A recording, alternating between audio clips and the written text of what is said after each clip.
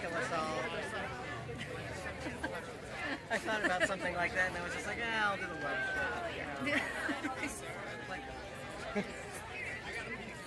For one really good reason, even angry people, when they see a heart follow it works. It's a psychological.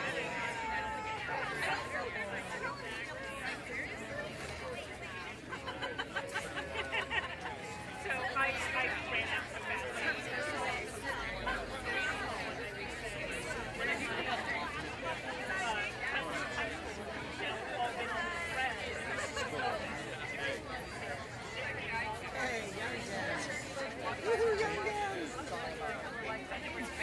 All right, here, hold up the sign for you.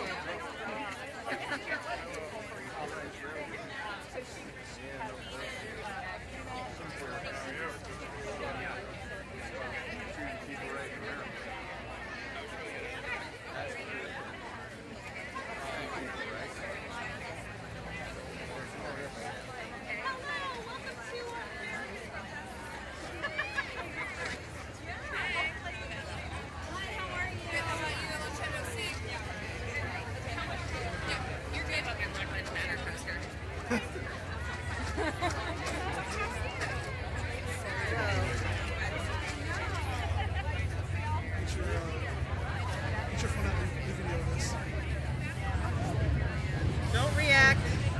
Don't react. Don't react. They're going to try and rile you up. Don't get riled up. Just wave. Friendly, friendly. De-escalate, everyone, okay? Thank you.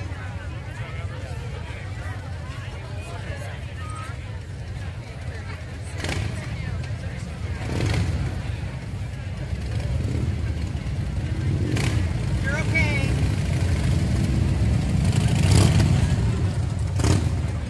I expect that they're going to do that several more times. They're probably going to do that several more times.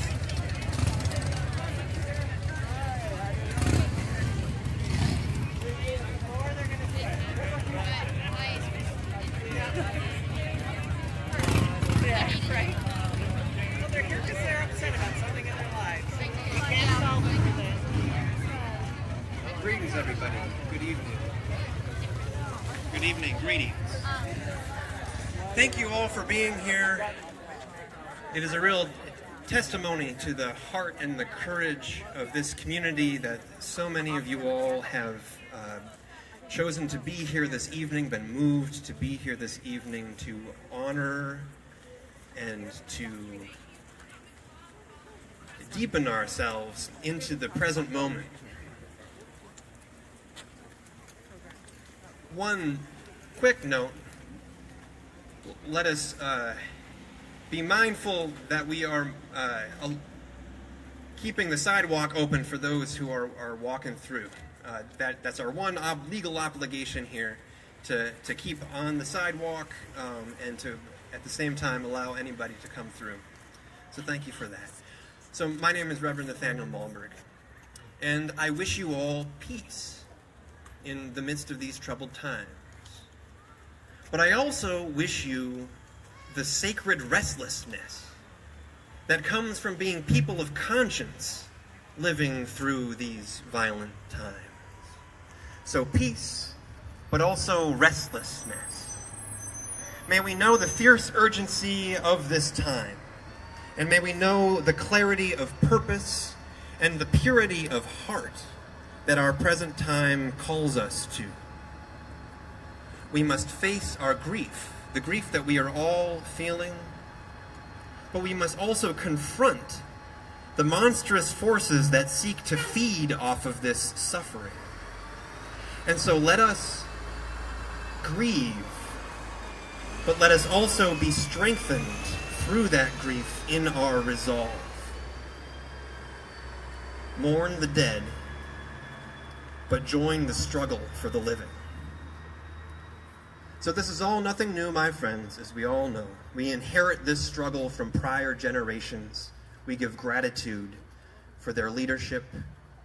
Our forebears have proven that love, hope, and human dignity can triumph over hatred, but only at great cost and only in part. And so now we must do our part.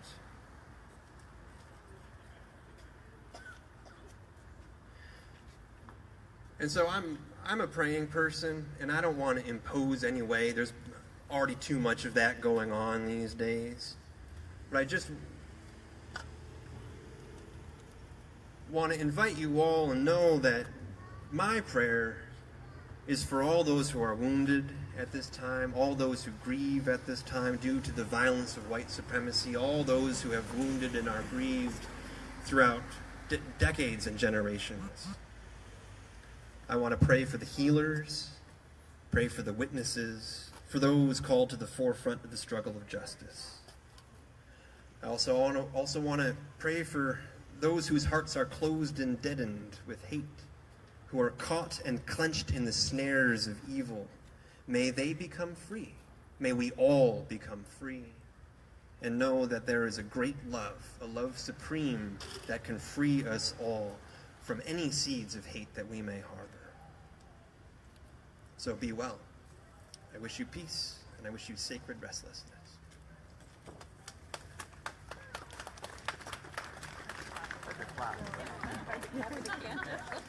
Thank you, everybody, for coming out. My name is Noah Levitt, and I'm a member of Congregation Beth Israel here in Walla Walla. I'm going to say three things very briefly. One is a reflection on Charlottesville. One is to offer a memory of something from 7 years ago, just 3 blocks from here, and one is a to-do list. The first, a reflection by my friend Dahlia from Charlottesville, Virginia, that she wrote a couple days ago. She wrote, "The scars and horrors endured by Charlottesville this weekend will persist, but so will its heroes, the clergy members who stood between the white supremacists and the town, the locals who sang and handed out water, the activists who civilly held their ground, the teachers and students who reclaimed the UVA campus for tolerance, our hospital workers, and Heather who gave her life. But Charlottesville has other heroes too.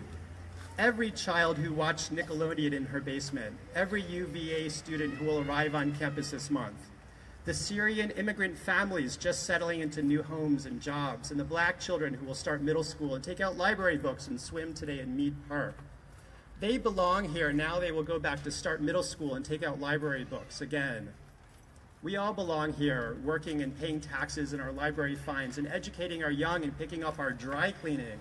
We'll go back to working as we've been doing for years about what to do with our Confederate statute and how to figure out the still fraught policing and housing problems we have and whether our elected officials handled all this as well as they might have.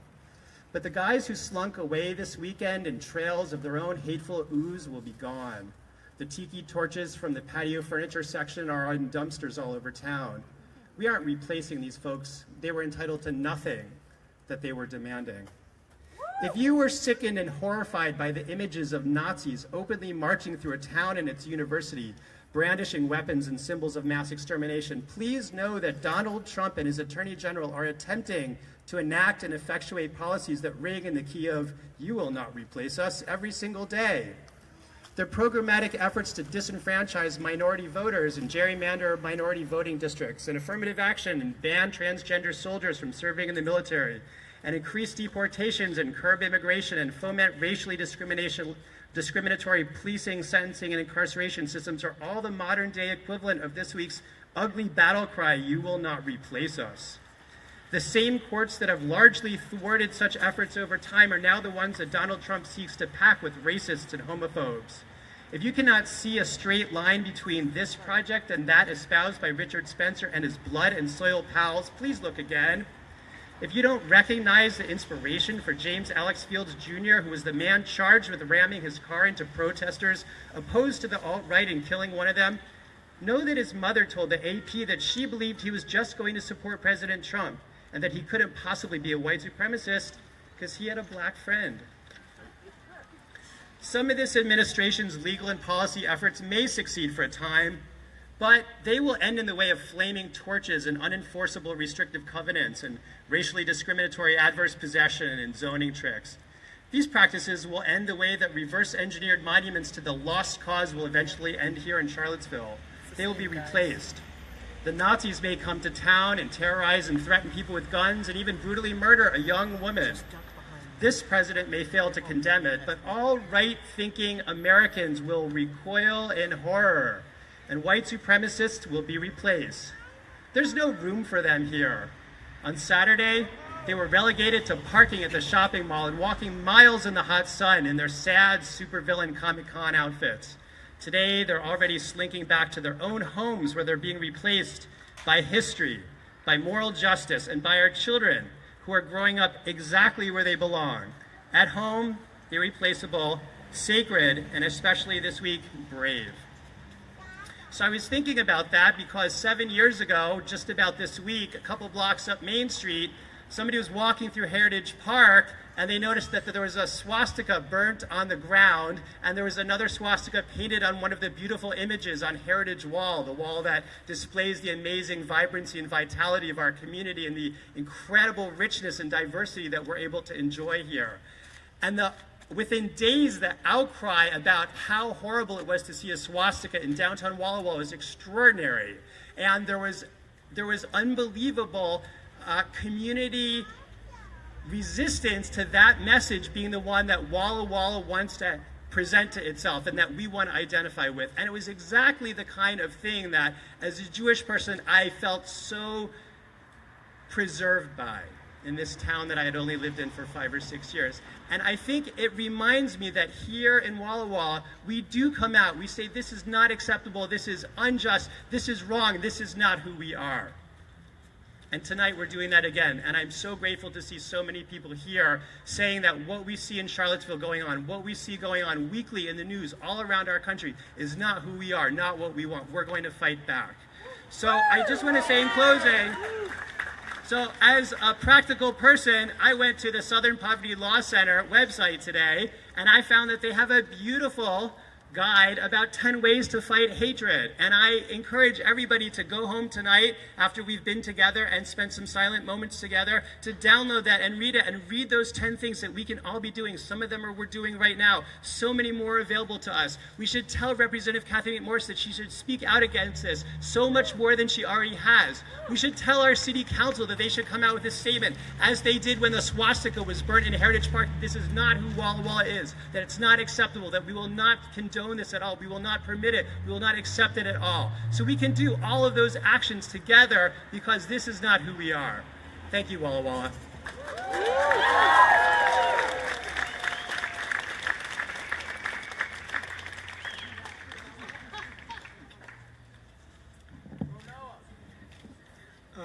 Thank you very much, Pastor Nathaniel, Noah, Abby, Sarah, and many others, part of the Walla Walla Indivisible project for bringing this moment together.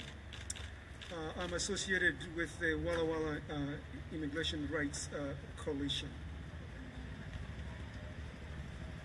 Her name is Heather Heyer. Please say her name. Heather Heyer. She was 32 years old and she worked as a legal assistant in the bankruptcy department of Miller Law Firm in Charlottesville, Virginia. Please say her name. She was white. She was a passionate advocate for the disenfranchised and was often moved to tears by the world's injustice. Say her name. Heather Heyer.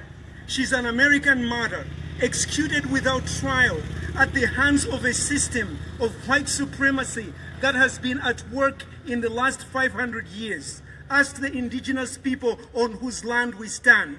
Ask African Americans who were enslaved. Ask the Japanese who were put in detention camps. Ask the Jews who have borne brunt of pain. The last post that Heather Heyer put on her Facebook page was, "If you are not outraged, you are not paying attention." If you are not outraged, you are not paying attention. Are you paying attention? Yes. Say her name. Heather Heyer. I'm paying attention and I'm outraged because 2 other lives were lost in the course of duty. Lieutenant J. Cullen and Pilot Burke Bates. I'm paying attention and I'm outraged because violence was not coming from many sides. Say her name. Heather Heyer. Heather Heyer was not armed, and she did not attack anyone. She simply chose to stand in solidarity with those who were being despised, African Americans, people of color, Jews, and many others that were deemed undesirable. Listen to the chants on Friday night on the UVA campus, and you can hear clearly. They are making America great again does not include Jews, Muslims, Latinos, immigrants, LGBTQ, trans people. They don't include any or all of us. I'm paying attention and I'm outraged. Because on the same day that we receive a new revelation that racism is over or racism is evil, of course we didn't know that on Saturday night because violence was coming from all sides. Now that we know that racism is evil, so what is the evidence that there is new insight that has been gained after listening to criticism of people within the same party? It is to say, we must be affectionate with one another, and as the first lesson in being affectionate, Ken Frazier, the head of Merck Pharmaceutical, is attacked for resigning from the American Manufacturing Council as a matter of conscience. So, where did affection go for one another?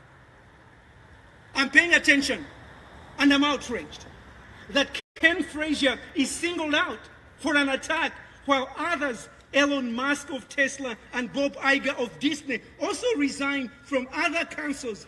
They were not singled out for an attack. Racism is indeed evil. I'm paying attention and I'm outraged that these events in Charlottesville involved people from the great state of Washington. The president of a Washington State University college Republicans was forced to resign because of his participation in these events. This was not random. There were people from Reno, Nevada. There were people from Berkeley that gathered, that had planned to come. It was not a random act of violence. It was a concerted, systematic organization of trying to impose white supremacy. So we stand together. That this is one Walla Walla. Others have cleverly called it Walla Walla indivisible. That we refuse to entertain white supremacy. Hate and bigotry of all kinds against any group is not acceptable, whether they be LGBTQ, people of color, immigrants, Muslims, Christians, and Jews. It is not acceptable. I'm grateful that we can come together and stand with each other and say, not in Walla Walla, not in Eastern Washington, not here, just we did after the Orlando massacre. Are you paying attention? Yes. Are you paying attention? Yes. Say her name. Heather Heyer. We're going to take 5 minutes of silence to remember those who have passed in the struggle for justice.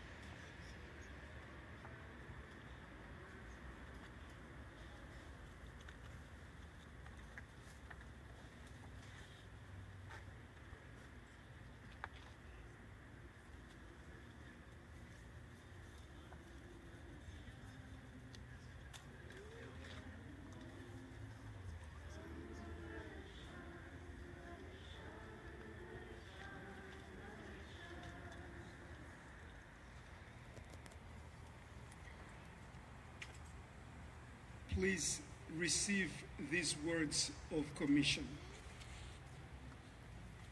May you now go forth into the world with holy anger at injustice, oppression, white supremacy, and all exploitation of people, so that you may tirelessly work for justice, freedom, equality, and peace among all. May you have the audacity to believe that you really can make a difference in this world, so that collectively we are able to do what others claim cannot be done. Say her name. Thank you so much, everybody, for coming. Thank you.